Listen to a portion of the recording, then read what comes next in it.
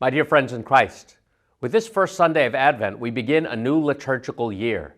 The season of Advent, as you know, is broken into 4 weeks. The first 2 weeks focus on Christ's coming at the end of time and the need to prepare our hearts. And the last 2 weeks focus on preparing Him room in our hearts as we celebrate His birth as a child in Bethlehem.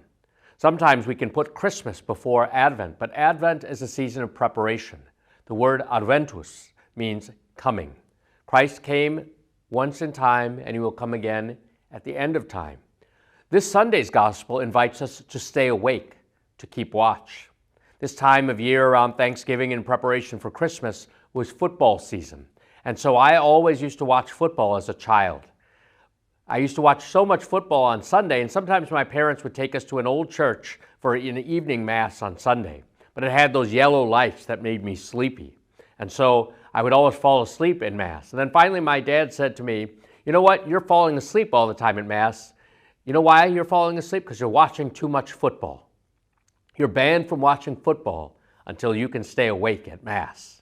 And each week after that, I fell asleep at Mass, mostly because of the boring homilies and the yellow lights, not because of the football. Finally, I stayed awake. We have to stay awake if we want to obtain the prize, or to obtain a real reward.